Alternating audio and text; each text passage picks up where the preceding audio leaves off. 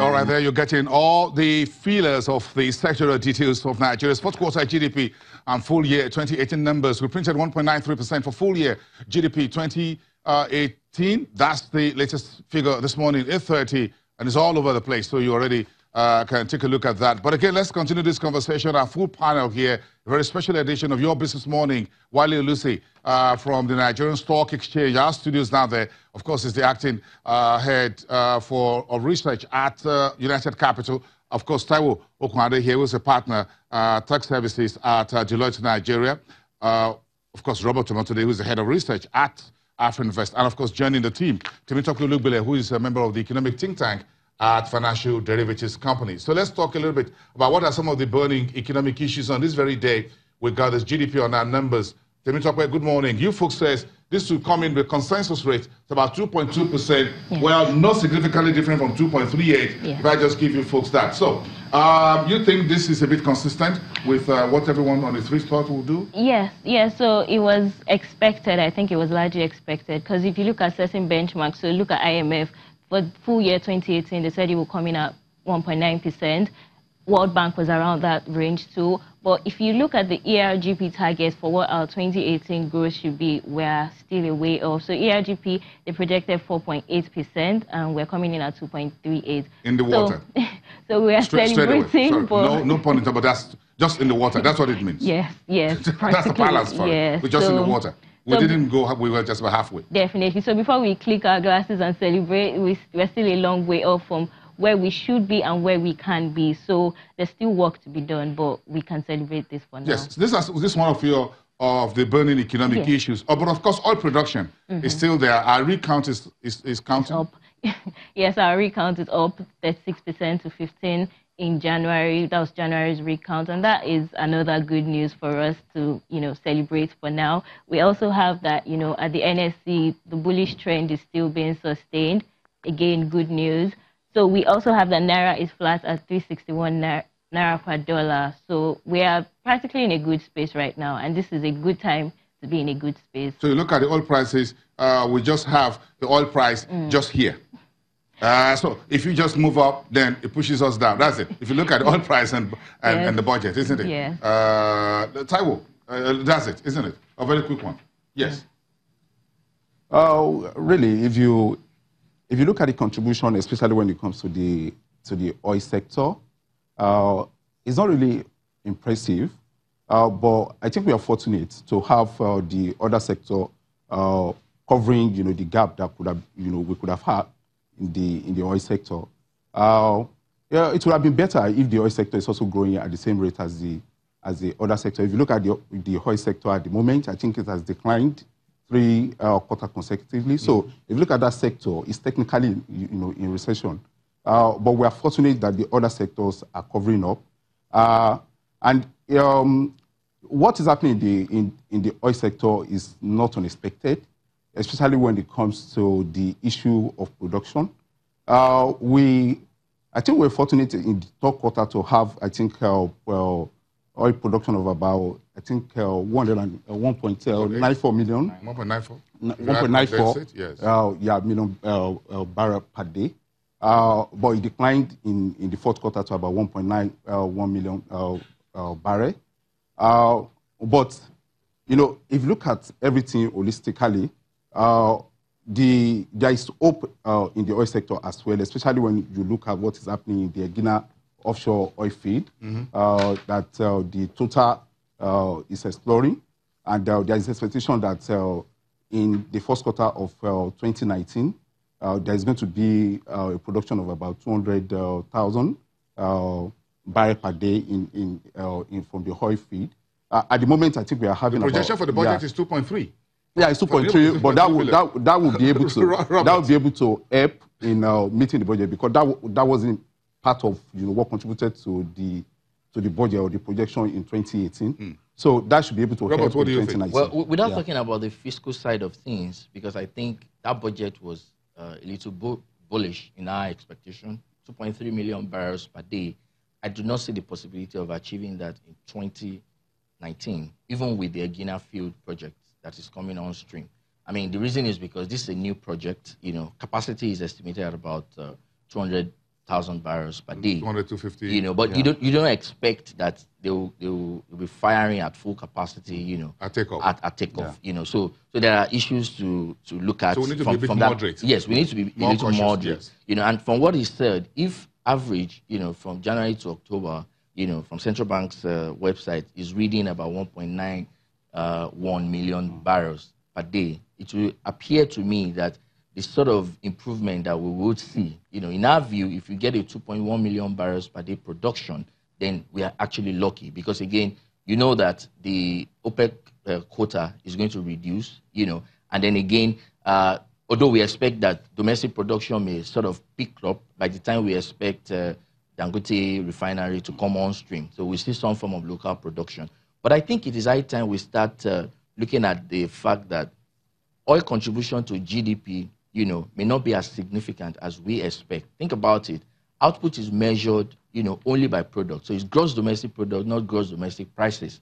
So whatever the prices, you know, wherever the prices move, is the output essentially that will determine whether we are growing or we are not. And I think that at 2.1 million barrels, you know, we're already at, I mean, nearing the capacity that it is perceived long-run optimal for Nigeria. Okay. Before OPEC, since the 70s, we'll be at that level. Before OPEC gives us a phone call, I'm sure, Temitope, I like the fuel in my car, but I need the one in my stomach. And that takes us back to agriculture. Look at crop production, the major driver of the sector for fourth quarter GDP, accounting for 89.84%. And that means that whether we like it or not, crop production in our agriculture, or whether you call it farming, is still the major thing. We have about 200 mouths to feed. And one of the things Nigerians feed on, apart from rice as a staple, is gari, for example. Yeah. I had a bit on Sunday. So let me just disclose that to everyone here. We'll somehow or the other grow. So whatever form you want it, this is a major carbohydrate. And of course, we've tried in the last couple of years to try to send a bit of carbohydrate. They want to drink cassava, isn't it? Yeah, so of course you What's that cassava policy? Anyone remembers where it is? Okay, go ahead. So of course, gari, yes, like you said, gari is a staple. It's something we can all relate to. And you know, it's popular mainly for its convenience factor. So of course, it's something you can easily just use as a side to your beans or quickly make eba with it and eat it with your soups and everything. So it has all kinds of consumptions. And, you know, we have two main variants. We have the white and the yellow one, popular in different regions of Nigeria. And you know what makes it interesting is because it's gotten, like you said, it's gotten from cassava. But cassava production is being done commercially. You see a lot of big names commercially producing cassava. But when it comes to gari, we didn't find a lot of the big names processing cassava into gari. So that still the traditional old way of frying it. Yeah, so you can fry it and make a snack called kokoro. Yes, there are all kinds of things you can do with it. But I think we haven't really industrialized that. Yes. Folks, gentlemen, isn't it? Yes. We still have these old women, young children in villages and small townships. I mean, again, that's the bit about exposed to investment, investment in driving our productive capacity. With gas, for example, gas oven. For example, the way Nestle and Cadbury fries Bonvita and Milo, and I've been in the fact, and I've seen it before, that you can actually make it perhaps into a paste. Perhaps you can just use the machine to fry it and just stop exposing women and children to this very crunching, hard labor. But again, if a bag is selling for 16,000 naira, maybe that's where... 1 year high. Yes, that was 12 months ago. Yeah, a 1 year high, we had as high as 16 naira. 16,000 naira, yes. Yeah, per bag. Yes, so we definitely need to invest in the value chain. I think that's where, in the processing, because why it's still limited to the old women is because there's no investment in the processing of cassava into gari. That is the crux of, that's where we see an opportunity. Thank you. Robert, I'm sure you can relate to that. Yeah, I mean, again, it's not just for gari. You know, it cuts across all different products, cash products that we produce within the agricultural space, you know, and again, a little passionate about the manufacturing sector because again, the issue of jobs that you mentioned, that's where it can come from, you know, but investment landscape has to be right, you know, government policies has to be encouraging and enabling for businesses to thrive. We can't, you know, start delving into that, into different areas where, you know, government policies are very crucial. you know. But again, you will not see investments being driven if we have low level of savings as we have. If you dissect this GDP, I mean, by expenditure approach as released as at 2017, you know, you see savings contributing about 14.1%, you know, and it's your savings that will invest in those infrastructure, you know, in driving our productive capacity. You got it. So manufacturing it's a big thing. We need to start looking at it. I mean, we can't have a country where agriculture is still contributing 25.1%, you know, where at the other end, we've jumped a level of development, which is production, and we are now talking about services contributing on the aggregate over 50% of the entire GDP. What is happening to manufacturing? Just a quick one. Let's ask Wale Olusi of United Capital, the stock exchange over there. Wale, what do you think about this Gary consumption and production and consumption? You can relate to that as well. We all can relate to it. I can relate to that, yeah. So this this is part of our... think about to, you know, Nigeria is the largest producer of cassava in the world. So we can do more with that. I mean, beyond Gary, what else can we do with it? How else can we export it to, you know, all the Nigerians spread across the diaspora? So I think we can do more with it. We can improve on our quality, try to meet some of this international standard. And I'm sure a lot of Nigerians will be excited to, you know, get, you know, Gary out there. So, I mean, we can improve on what we currently have. Is a staple food. Okay, let's check into something else, gentlemen. Cement production, the GDP numbers came out and it didn't really look good. We're just less than 1%. We're coming from about 8% in third quarter. Taiwo, is the Dangote producing less cement, or is it CNN or Lafarge? I actually think is what is happening in the real estate sector at the moment. Okay. Because if you look at it, the sector decline again.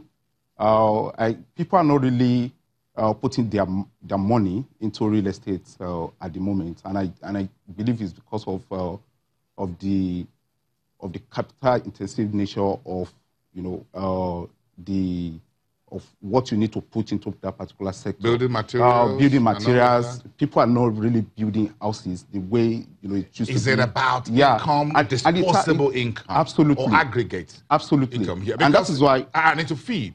Yeah, and that's... Gary has 16,000 per bag, and I'm going to buy cement and other things. I've got to prioritize. Absolutely. And that is why, you know, at times you agree with critics that said, this GDP is not really a measure of how much people are earning or how much people are able, you know, to spend. Because you also need to be able to determine whether people have the disposable income that they can put into such investment like real estate. If people don't have it, you tend to have that sector declining the way it is. I noticed the folks that advertise estates have declined on radio, television in the last year, and the newspapers. They used to advertise a lot of estates. I got a friend on Twitter who says a lot of for advertorial for those who want to buy houses. I haven't replied any in the last 2 weeks. I mean, again, you know that demand for real estate has to be supported by your income. And like you mentioned, if you dissect our GDP, over 60% is driven by private consumption expenditure. And in that private consumption expenditure, a significant part, over 50% of that, is food. Yeah. So where is the savings, you know, before you invest in real estate? But that's one side of it. You know, the other side of it is the cost of fund to build real estate. You know, if you look at it, for example, risk-free rate, if you're picking 1 year, is around 15%, right? That gives you a yield of about 17.6%. If you want to embark on any real estate service, you know, and you want to provide mortgage, which is by far the best way to create, to get people to patronize, you know, some of these houses that have been advertised. You cannot start from, 17%, because you will get that, you know, or by not doing anything, by risk-free, you know. So again, this is one area of it, although one can argue that it's long-term, you know, but the average rate you will see out there for mortgage or mortgages, generally, it's between 17 and 18%, you know, and you're talking about locking in people for the next 15 years. The income level cannot even support it. So what we now see is a situation where development is now concentrated in some areas. If you come to Ikoyi, where my office is, you have a lot of houses that are empty, you know. Does that mean that, in economics, we will understand that when there is no demand, you know, prices should crash if supply is available. But the cost of putting those projects there, the cost of land in Ikoyi, for example, you know, averaging about ₦1 billion to put a block of 4 flats in Ikoyi, you cannot spend anything less than 200 to 300 million naira. So you're talking about 1.3 million, right? So even if you charge a 10%, I mean, a 10 million naira rent on a 2 or 3 bedroom flat per annum, and what rental yield does that come in? Below 3%. Is considering it's not viable for any business. Let's say last when you'll be able to do that 10 million 3-bedroom apartment in Ikoyi where but even at Robert's that, talking about. The rental yield comes in at below 3%. So there's no reason why anybody wants to go to the bank to leverage to put in real estate, you know, service. So you just have projects that are sitting there in Ikoyi, and people are earning their ROE, return on ego. Yeah. Because the projects are just there. So yeah, like they've said before, in terms of real estate, I think it's a really hard time for the developers. Yes, it's hard for the consumers too, because, you know, disposable income is not there. And that's beginning to bite to the cement makers. Yes, like, of course, because developers are having a tough time with, you know, like you said, cost of funds is ridiculous. And they need to be supported by, you know, at least lower interest rates, if possible. If not, houses would just continue to be vacant. And, of course, purchasing income of consumers cannot support what prices are saying now, what rent prices are saying now. Okay. For the record, since 2016, the real estate service has been in recession. Yes. Nigeria's real estate sector is in recession as we speak. And regardless, it's still contributing about 6.4% to the entire GDP. But that's a sector also for job creation. It is, absolutely. Yes. But again, because the absence, the bricklayers, the whatever. You know, it's also seasonal. So construction it moves with seasonality, especially in weather. So if you are in the raining season, nobody will want to construct. Yeah, but this is the dry season. Yes, I'm just saying that seasonal folks are getting tipper lorries to bring sand and stone, or white sand and stone. Yeah, but it's the dry season in an election season too, so it could also. No. Okay. So we'll just give it to them. But look at the food, beverage, and tobacco sector, up 2.22% in Q4, not significantly different from Q3. Taiwo. Yeah, well, because the spending habit of people has not really changed. People still want to consume alcohol. People still want to smoke. Even though I don't belong in that category, but people still want to do what they want to do. And a lot of things happen in December, and like she mentioned, consumption of alcohol, beverages and non-alcoholic, it's also seasonal. So people, especially in December, you see people buying beverages, giving those beverages out as gifts, Christmas gifts to people. So maybe not much of that really happened last time. Let's take the final word for this section with Wale Olusi, the stock exchange. Wale, what's your final take on this GDP moving forward? Moving forward, I think we need to pay attention to definitely the non-oil sector. We need to, look beyond politics. By Saturday, we should, have some more clarity as to who is going to be carrying the baton for the next 4 years. But beyond, the election, there are critical issues that we really need to resolve in the economy. We need a lot of reforms. Clearly, in the infrastructural space, I've mentioned this earlier, we need to support consumer spending. I think, having an headway with the minimum wage that, is, I've been under discussion for a while now, is definitely critical. The government of the day need to think in terms of how do we make our systems more efficient. Government need a lot of resource in terms of revenue. Our tax to GDP ratio is still very low. So beyond the temporary uncertainties that we have been discussing, there are more critical issues that we need to solve if Nigeria must return back to the era when we were reporting GDP growth above 5%. Okay, Wale Olusi, thank you very much. The acting team lead research at United Capital. Thank you very much for joining us.